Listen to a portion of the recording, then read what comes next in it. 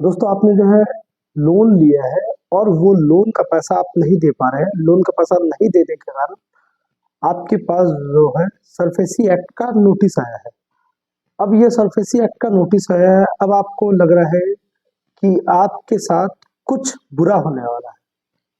Even क्या, आपने किसी तरह का अगर लोन लिया है, वो लोन का पैसा नहीं दे पा रहा है, तो आपकी संपत्ति को जो है सरफेसी एक्ट के द्वारा जब्त कर लिया जाएगा। तो आपका अगर सिक्योर लोन है तो इसमें ये सरफेसी एक्ट लागू होगा या नहीं, ये आपका अनसिक्योर लोन है तो इसमें भी सरफेसी एक्ट लागू होगा नहीं, आपको मैं इस वीडियो में पूरी तरह से बताऊंगा। तो सरफेसी एक्ट के रिगार्डिंग आप लोगों का अगर कोई भी मैसेज आया है, कोई भी किसी तरह का नोटिस आया है, तो इस वीडियो को आप लोग अच्छी तरह से देखिए। और जो लोग लोन का पैसा नहीं दे पा रहे हैं उनको भी सरफेसी एक्ट का नोटिस आने वाला है, उनको लग रहा है, तो अच्छी तरह से आप लोग ये वीडियो को देखिए। थोड़ा चैनल को नए देख रहे हैं, चैनल को जरूर सब्सक्राइब कीजिए, बेल आइकन को दबाइए। लोन से जुड़े इन्फॉर्मेशन हमेशा इस चैनल पर मिलती रहेगी। दोस्तों वीडियो को पूरा देखिए बिना स्किप किए हुए। अभी के समय में आपका जो है लोन वो डिफॉल्ट में चल रहा है, और डिफॉल्ट में चलने के कारण आपको जो है सरफेसी एक्ट के तरफ से आपको जो है नोटिस मिल गया है। तो सरफेसी एक्ट का नोटिस मिला, अब आपको लग रहा है कि आपके हाथ से कुछ ना कुछ किसी ना किसी तरह का जो आपके पास सिक्योर चीज है वो जाने वाली है। तो सचमुच दोस्तों ये होगा? तो दोस्तों इसके पहले मैं आपको कुछ बता देता हूं। ये जो सरफेसी एक्ट है ये 2002 में लागू हुआ है। ये जो 2002 की पहले की मैं कुछ घटना आपको बता देता हूं। पहले का जो रूल्स रेगुलेशन था 2002 के पहले का, उसमें जो है बहुत सारे बैंक है जो होम लोन दिया करते थे। होम लोन देते वक्त जो है, आप अगर होम लोन लेते हैं तो जिस भी व्यक्ति से आप वो प्रॉपर्टी खरीद रहे हैं, या किसी भी प्रमोटर या कोई भी ऐसे जिससे आप प्रॉपर्टी अपना खरीद रहे हैं, अभी के समय में क्या होता है ना, उनके नाम पर चेक दिया जाता है या डीडी दिया जाता है, जो भी दिया जाता है। पहले के समय क्या था, अगर कोई प्रॉपर्टी खरीद रहे हैं तो वो चेक या जो भी था वो आपके नाम पर दिया जाता था। इस तरह से बैंकों के साथ बहुत सारे फ्रॉड हो गए हैं, जिसमें से कुछ बैंक है आईसीआईसी, सिटी बैंक, ये मुझे अच्छी तरह से पता है। तो अब जो है दोस्तों 2002 के पहले जो है ना, बैंक के पास इसके लिए कोई भी किसी भी तरह का वेपन नहीं था, मतलब औजार नहीं था। लेकिन इसके लिए बैंक के साथ बहुत धोखाधड़ी होती थी। बहुत सारे लोग हैं जो लोन ले लेते थे और पैसा नहीं दे पा रहे थे। इसलिए जो है 2002 में एक नया कानून आया जिसे हम कहते हैं अभी सरफेसी एक्ट। तो अगर आप लोग सरफेसी एक्ट के तहत आपके पास कोई नोटिस आया है, अब सरफेसी एक्ट का नोटिस किसे मिलता है? अगर आपने किसी भी तरह का पर्सनल लोन लिया है, जैसे कि आपने क्रेडिट कार्ड या फिर पर्सनल लोन या फिर बिजनेस लोन या फिर किसी तरह का जो है एमएसएमई लोन, गवर्नमेंट स्कीम वाली लोन, ये जितनी भी श्रेणियां है ना, ये सारी अनसिक्योर्ड लोन की श्रेणी में आती है। और सिक्योर्ड लोन एक होता है। लोन दो तरह की श्रेणी आती है, एक अनसिक्योर्ड लोन, ये सिक्योर्ड लोन। अब मैं सिक्योर्ड लोन की बात करता हूँ। सिक्योर्ड लोन में हो जाता है, आपने किसी तरह का लोन लिया है जिसमें कि आपने कोई प्रॉपर्टी दिया बैंक, कोई दुकान दिया है, कोई आपने जो है वैकेंट लैंड दिया है, या फिर आपने किसी तरह का जो है गोल्ड दिया है बैंक को, या आपने कोई फोर व्हीलर खरीदा है। ये सारी जो चीज है ना, ये है सिक्योर्ड लोन की श्रेणी में। और अनसिक्योर्ड और सिक्योर्ड लोन, अब दोस्तों सरफेसी एक्ट का जो मामला होता है ना, वो अनसिक्योर्ड लोन वाले लोगों के लिए बिल्कुल ही नहीं है। तो अनसिक्योर्ड लोन जिनका है, सरफेसी एक्ट का नोटिस आता है, वो बहुत सारे लोग हैं मुझे कहते हैं कि सर हमें जो है सरफेसी एक्ट का नोटिस आया है, तो हम क्या करें?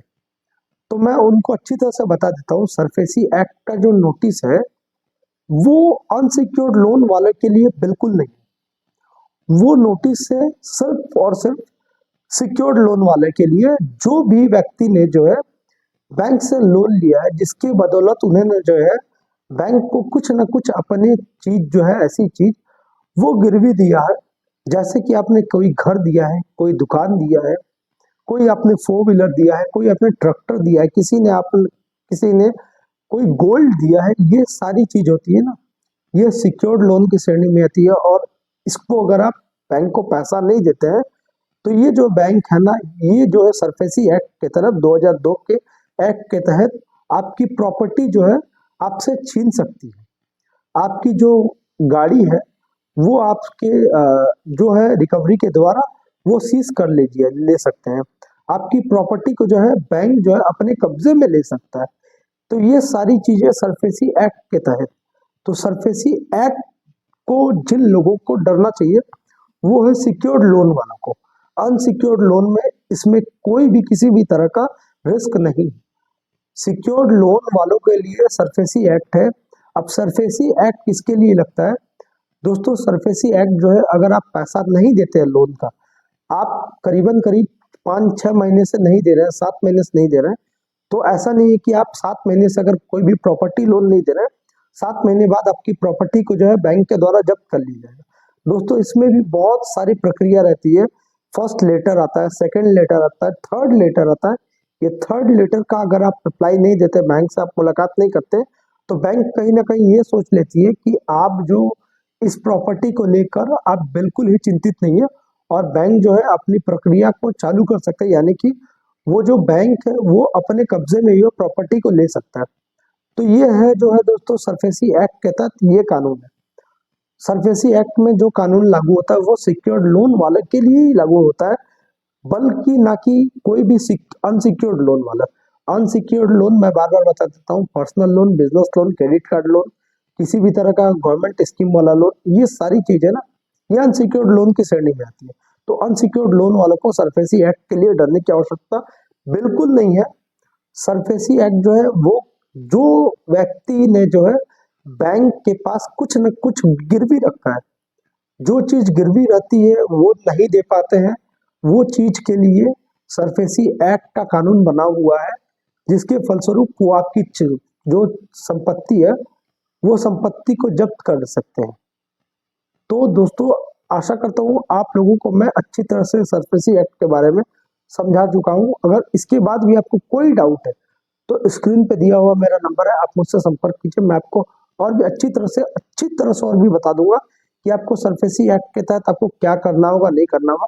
और दोस्तों कभी भी किसी भी तरह का कोई भी व्यक्ति को जो है आर्बिट्रेशन का नोटिस मिले, वो नोटिस ई कोर्ट सर्विस पर जाके आप देखते हैं वो नोटिस ओरिजिनल है, तो दोस्तों वो नोटिस का जल्द से जल्द जो है आप जो है रिप्लाई जरूर कीजिए, ऑब्जेक्शन जरूर डालिए। दोस्तों अगर नहीं डालते हैं तो हो सके तो आप अगर सैलरीड पर्सन है तो सैलरी का जो है 50% हिस्सा बैंक जो है अपने कब्जे में लेकर वो 50% आपसे डिडक्ट कर लिया जाए और 50% आपको मिले।